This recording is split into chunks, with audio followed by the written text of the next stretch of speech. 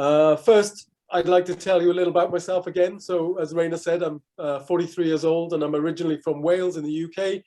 I've been living in Asia for 20 years. I've worked in the shipping industry in Vietnam, taught English in Taiwan, and since 2003, I've been living in Japan. I am also, together with my wife, we just recently bought an old mikan farm, which we are basically slowly bringing back to life so that we can turn it into a food farm and be as sufficient as possible. So when I said earlier that we are in the fight for our lives, this wasn't hyperbole. I wasn't, joking. This is actually the situation that we find ourselves in. It often doesn't seem that, we're in a fight for our existence. If you turn on the TV in Japan, you'll be bombarded with celebrities laughing about nonsense. If you open a newspaper, you would be forgiven for thinking that the biggest problem Japan faces is the threat of China or Kim Jong-un, or whether a princess is going to dilute the royal lineage by marrying a commoner. In reality, Japan is at the forefront of much larger and more deadly crises that, unless we take drastic action, will make life on this archipelago and, indeed much of the planet uninhabitable within our lifetimes. Of course, I'm talking about the climate and biodiversity crises. So before I do continue, because what I have to say might be depressing to some, I just want to say on record that I'm actually an optimist. And I say this, as I said, because, what I say might not be convenient for some people. I would like you to please listen carefully. And at the end, I will ask you what you think gives me optimism in the face of what I have to say. Throughout this speech, I will give you hints, especially at the beginning and the end. So basically, I began worrying about these crises shortly before my son was born. Like many of you, I watched Al Gore's Inconvenient Truth in 2006. And the more I learned about climate change after that, the more concerned I became that basically our corporate and political leaders and the media were completely refusing to tell the truth, and they were even less likely to be acting. After the disappointment of the Paris Agreement in 2015, my climate anxiety worsened. I wondered, how could people allow this to happen? How could we sell our children's futures for a convenient present? Like others, I felt powerless to affect the changes we needed. So in 2017, faced with these crises, I began a website called Discuss Earth. It's a site that has news articles and videos in 3 different levels for English language learners, and it is centered on the environment.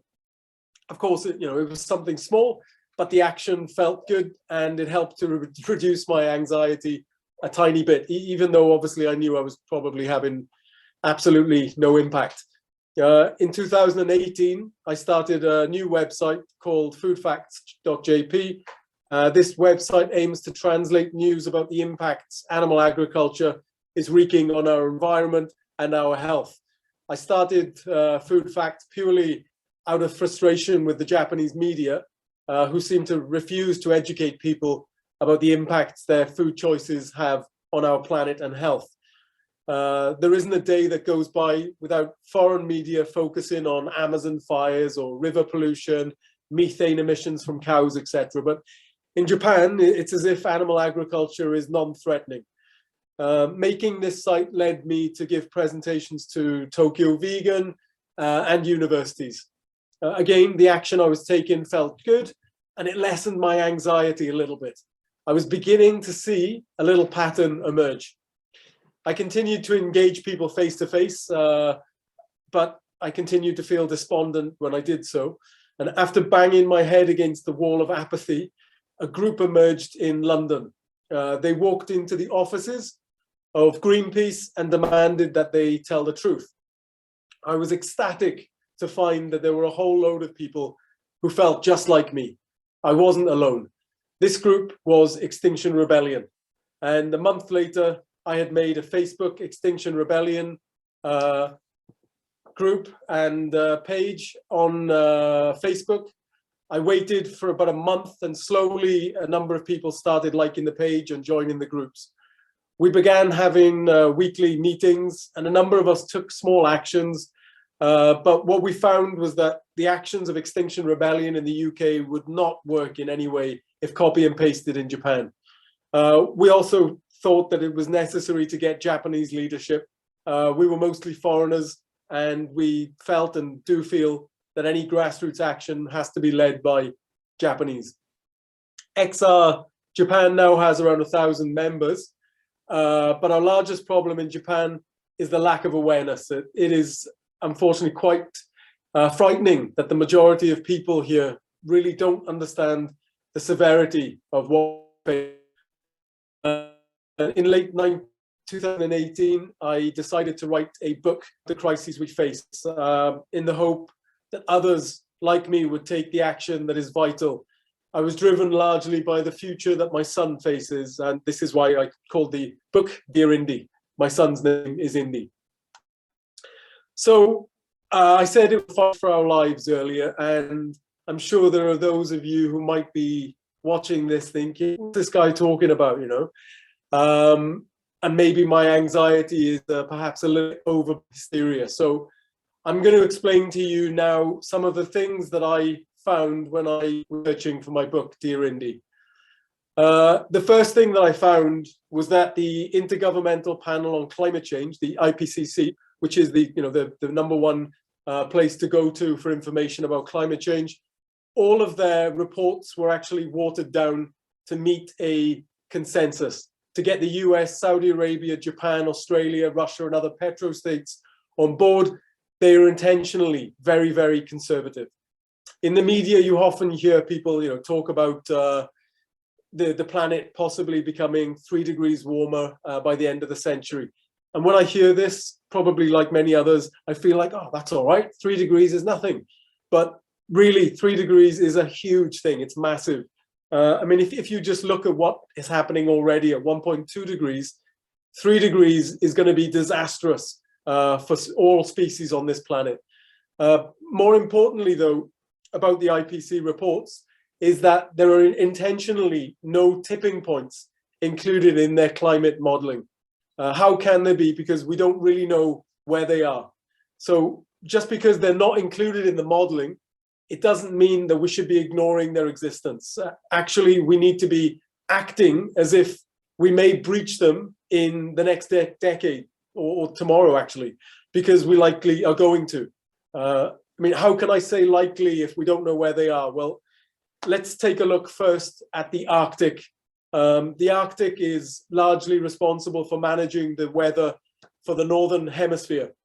The reason our planet is habitable is because our ice sheets reflect a huge amount of the sun's energy out into space. And if they melted, then the darker ocean and land would absorb even more energy than it currently does. Unfortunately, it's predicted that the summer sea ice might be gone by 2035. That's just 13 years away. The good news is that this Arctic ice is already in the ocean, so it's not going to raise sea levels. The bad news, unfortunately, is once that summer sea ice is gone, as I said, the ocean will be absorbing all that extra heat. Why is that a problem, you might ask? Well, underneath the Arctic, there is roughly twice as much CO2 equivalent than humanity has so far emitted into our atmosphere. Now, this isn't accounted for in any IPCC report, but the most frightening fact is that this methane is already seeping into our atmosphere.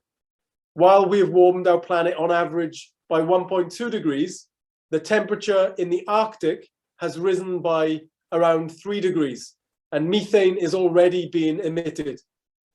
Climate scientists predicted this thawing a long time ago and the release of this methane, but they didn't think it would happen until the end of this century.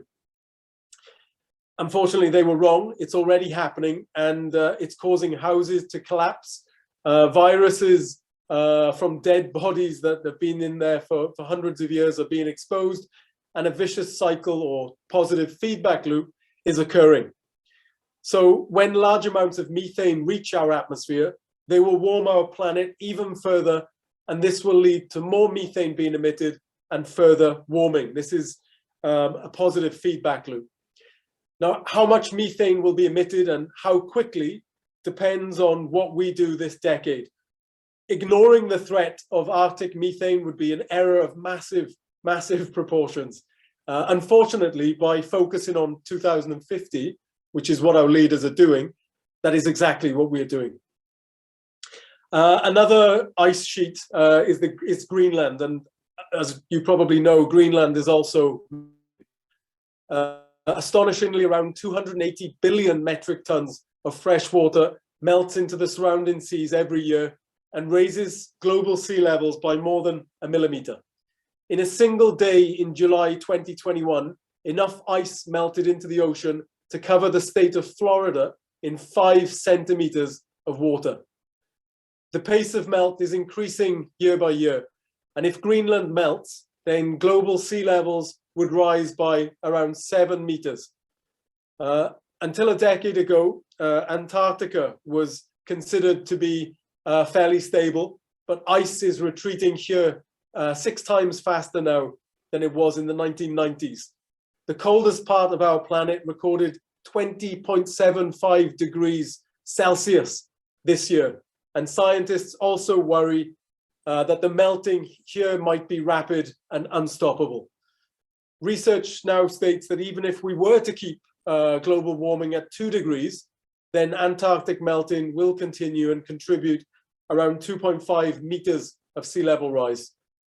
There is enough here, obviously, if the whole thing melted, there's enough ice here to raise global sea levels by more than 60 meters. The areas in red here are projected to be flooded annually by 2050. Cities like Mumbai, London, Amsterdam, Tokyo, Nagoya, Osaka, Hiroshima, Kumamoto, Ho Chi Minh City, Bangkok, and Shanghai will be flooded annually. Countries like Bangladesh, the Solomon Islands and Maldives and the Bahamas will be swept away. Oh, sorry, we swept away. And all of these people obviously are going to need somewhere to go. Where are they going to live? What are they going to do? What forests are we going to cut down in order to build new homes and replace the flooded farmland? You know, what is going to be left of nature with billions of people needing to find new homes and food sources? Closer to home in Japan, sea level rise, which is now a certainty, 90% of Japan's beaches will be lost. 46% of Japanese are expected to be affected, as the archipelago is one of a number of countries to see sea level rise 20% higher than the global average. While for many of us, rising seas will become part of our future, they are already tearing communities apart in low-lying island states. This is Sophia from Bangladesh. During flood, more houses are destroyed. When the water is high, the waves wash away homes. In Bangladesh, climate change is costing lives. The floods are becoming deeper and longer lasting, and 2 years ago, they were worse than ever. I had no income during the flood. Whenever my husband could bring fish, we ate. On the days he didn't catch any, we starved with our children.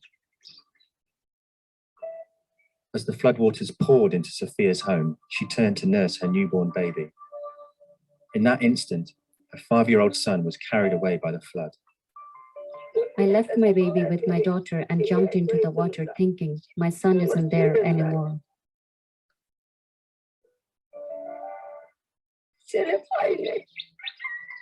I could not find my son.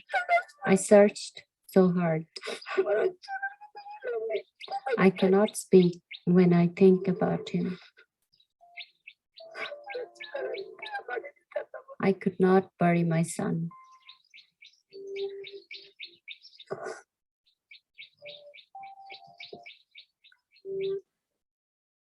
Now, it's hard for many of us in rich countries to to basically consider this happening to us, but this could be and possibly will be our future unless we act immediately.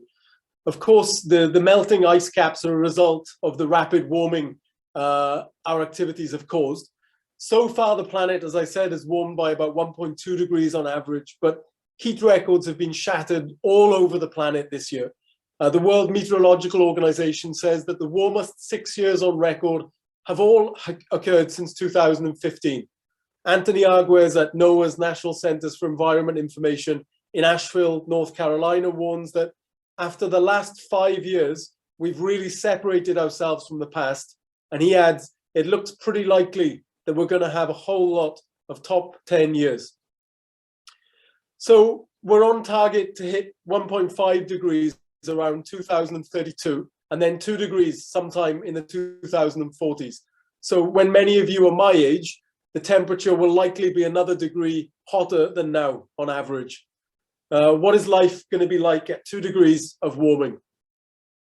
So firstly, we will have lost 99% of the world's coral reefs. Hundreds of millions of people will be on the move in search of food and water. All the Arctic sea ice will be gone. The average length of a drought will increase by 4 months. Extreme rainfall events will be 70% more likely and 14% wetter. Sea level may have risen by 60 centimeters. Several hundred million more people, will suffer from poverty. 50% more people will be exposed to water stress, and 50% more species of plants and animals will lose half of their habitat. There will be declines in yields of maize, rice, wheat, and potentially other cereal crops, particularly in sub-Saharan Africa, Southeast Asia, and Central and South America. The population will have risen to around 10 billion, and flooding from sea level rise alone will cost upwards of $11.7 trillion every year. And the most alarming change will be under the ground in the Arctic region, where around 7.2 million kilometers squared of the permafrost I mentioned earlier will have thawed. The result of this thawing could trigger the emissions of billions of tons of methane and what scientists call runaway climate change. Even if we meet the COP26 goals, the planet is still on target to hit 2.4 degrees of warming.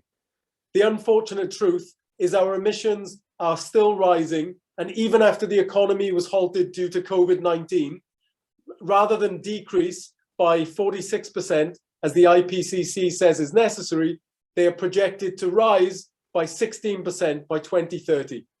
Now, while the extreme heat we have witnessed recently is going to become the new norm for us all, it is already deadly for some of our distant relatives, like this farmer in Iraq.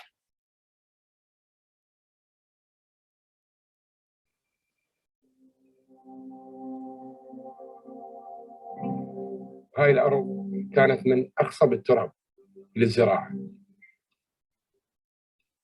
فقدت عزيز، جار، صديق، ودود، شوفه مشاركني بكل شيء حتى بضحكتي. الآن ما مشارك أحد بضحكتي إلا مقابل هالقاع هاي الجرداء.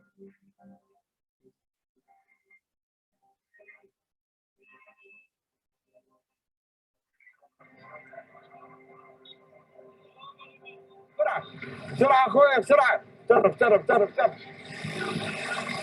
لحظة يا ولد، لحظة. يلا عندي بسرعة.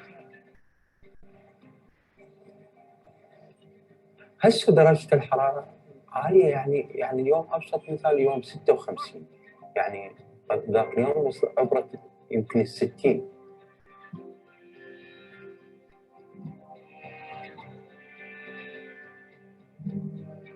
الله يخلص صدرك، الله أعز من ولدي، الأرض أعز من الولد.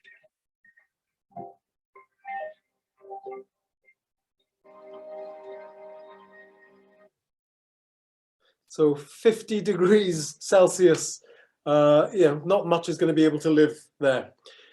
The warming that we are causing here is only going to increase the frequency and severity of natural disasters. So here is a quick rundown of what we can expect. By 2050, the range of wildfires is expected to increase by 60%, and the fire season will last 23 days more than currently. Australia, Europe, the boreal forests in Russia and Canada, as well as North America, will be especially affected. The Gulf Stream, or AMOC, is slowing down and could shut off completely.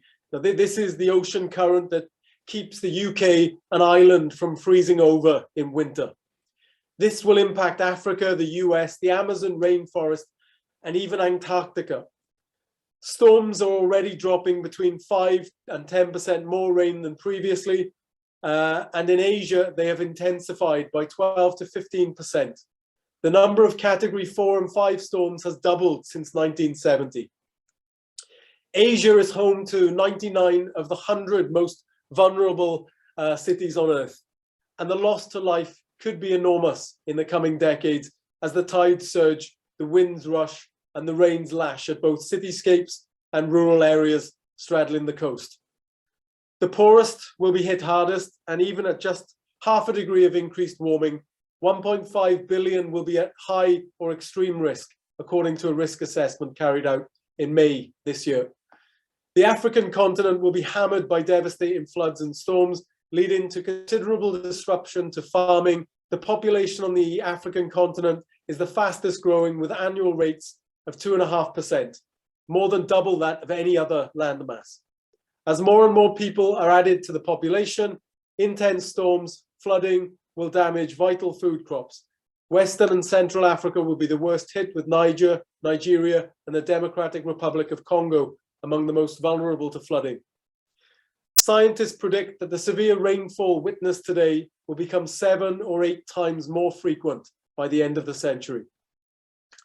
Mozambique experienced 2 strong cyclones in 2019, and this was the first time that the area was hit by 2 severe storms in a single season. More than 1,000 people died, and many were left without food. This is one of the survivors.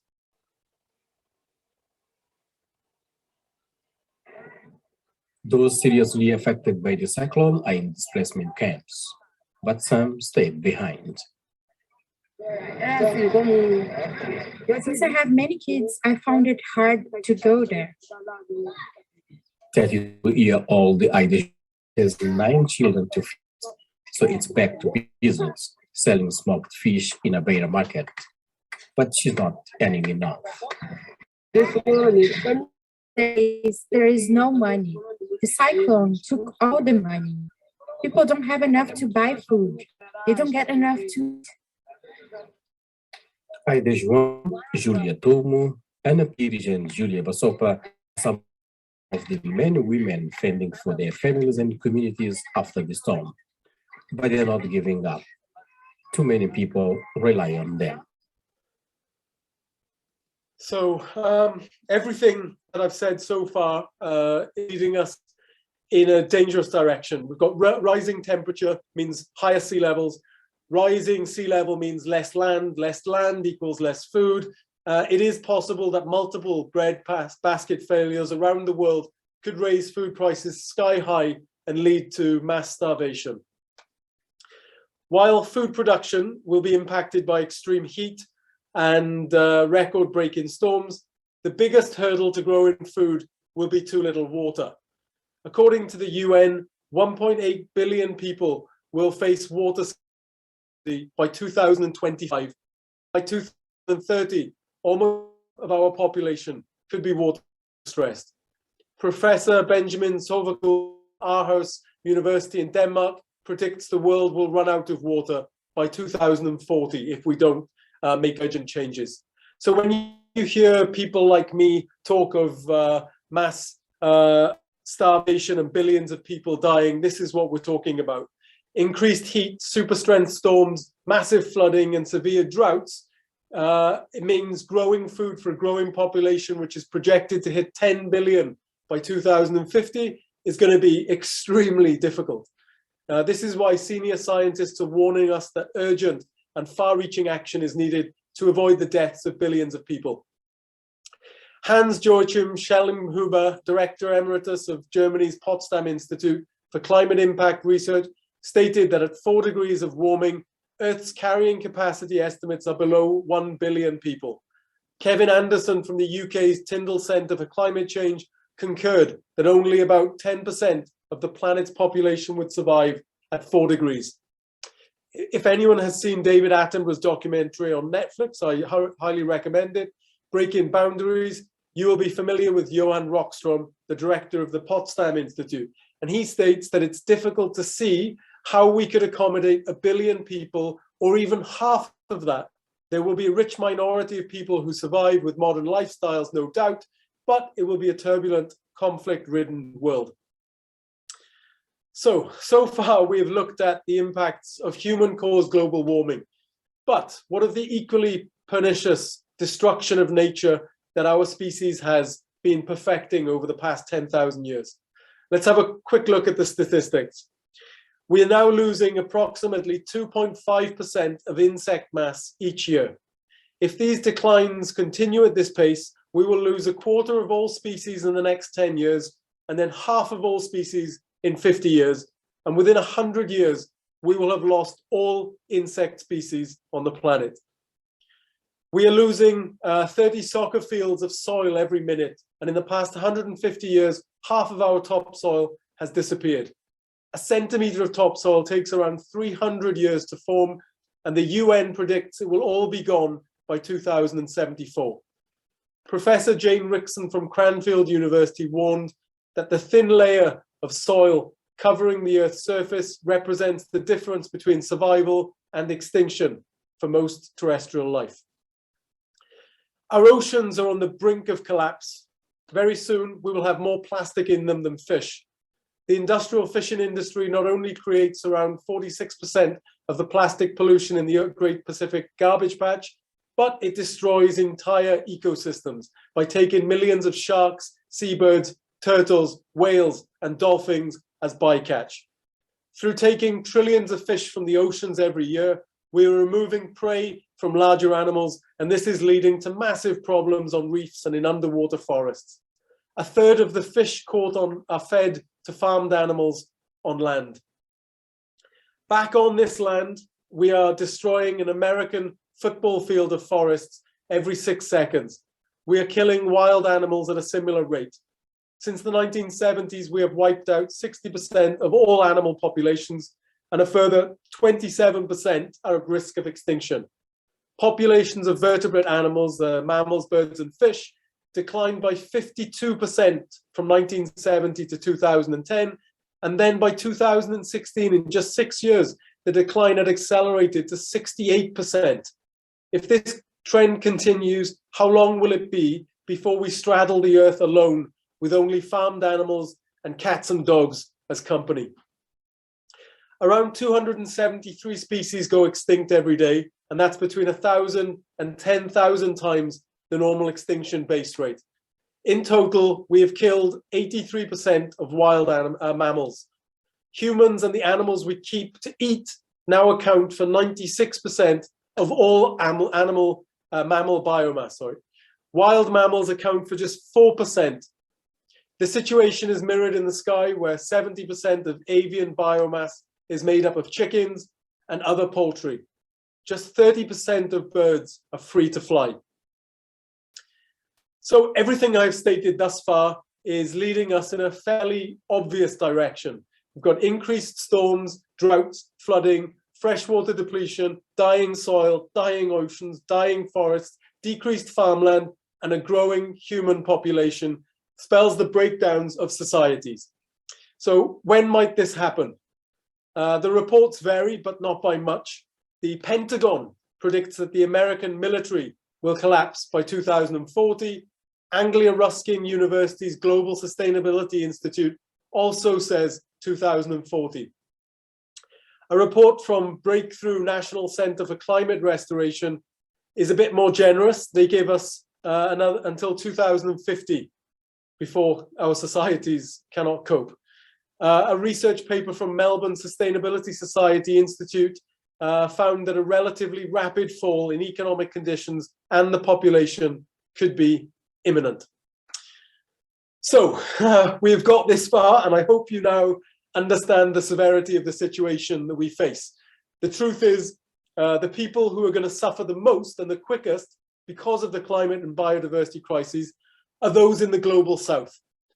Over the past century, we have seen gigantic shifts which have given rights to women, people of color, and all beliefs.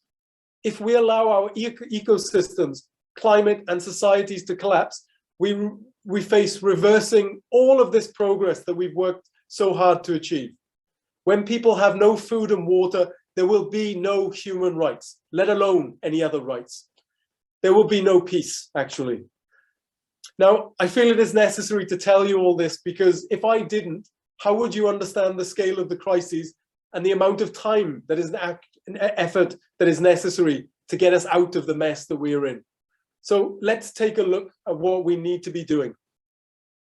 Obviously, there are many individual changes that we can make in our lives. And unlike many who say that these changes are a waste of time, I believe that they are vital.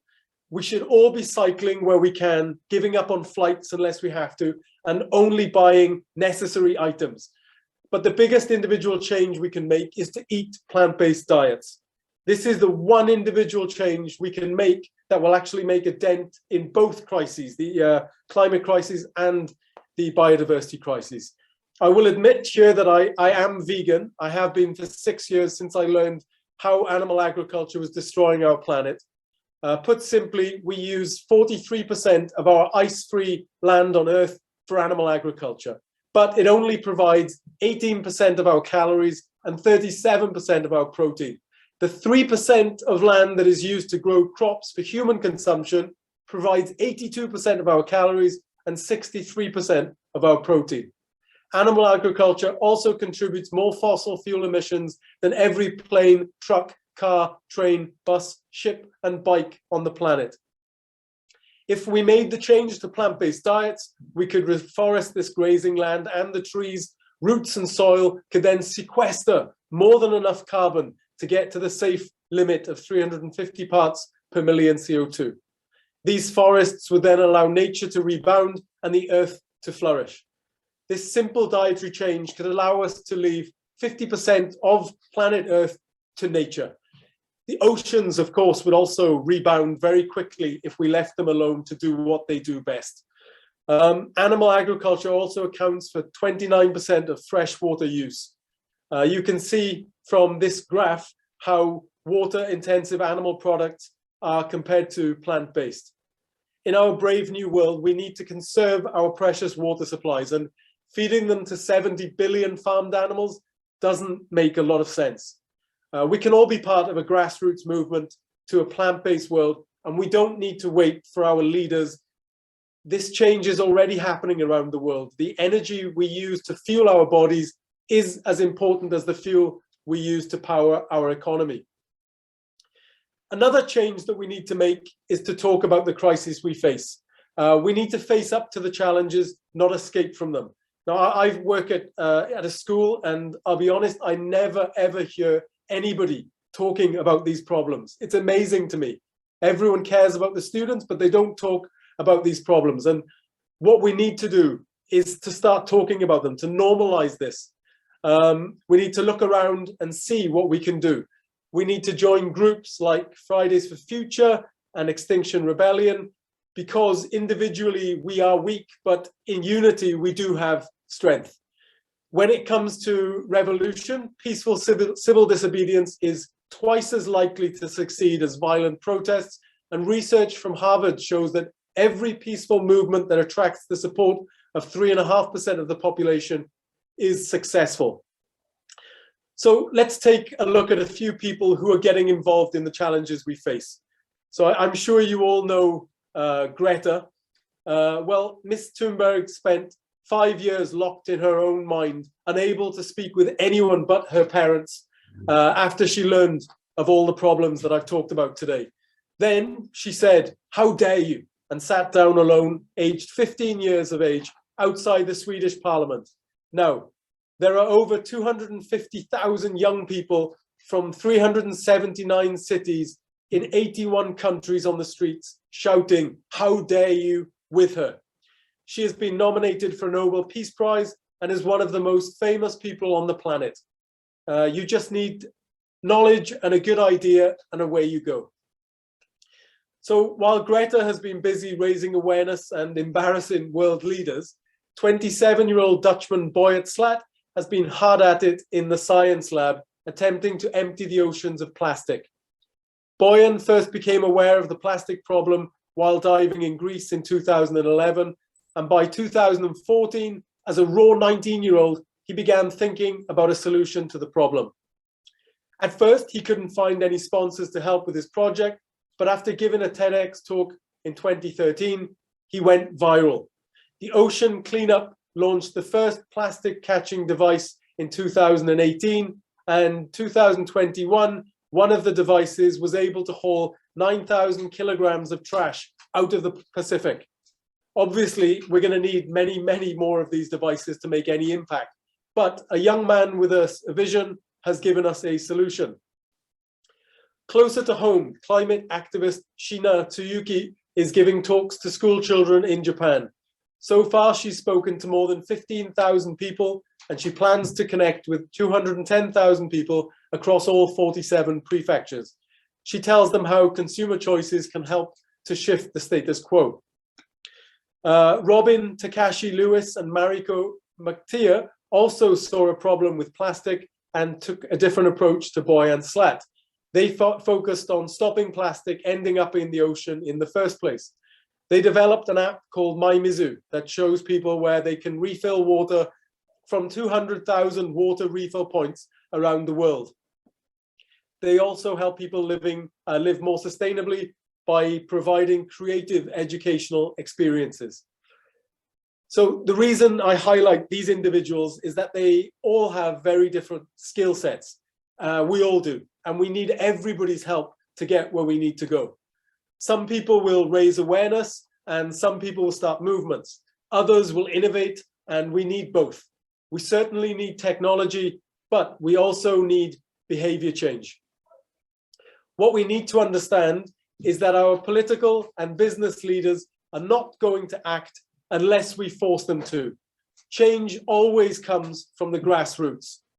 Women weren't given the right to vote because men suddenly had a change of heart. They were noisy and they were disobedient, and they even destroyed property. India wasn't given its independence by Britain because the British suddenly found their conscience. Gandhi formed a movement based on civil disobedience, and they started to boycott British goods. Suddenly, millions of Indians were buying Indian khadi cotton clothes instead of mass-produced British goods. This helped turn the tide by hurting Britain's financial interests. Gandhi and his followers were locked up on many occasions. Independence was gained by the people who demanded it and used brilliant tactics. Many Indians died in order to gain their freedom. Civil rights weren't handed to African Americans on a plate either. They had to fight for them. In 1963, Dr. Martin Luther King was facing diminished support and could not find enough people willing to get arrested. The movement was facing failure. Now, guess what saved it? Children.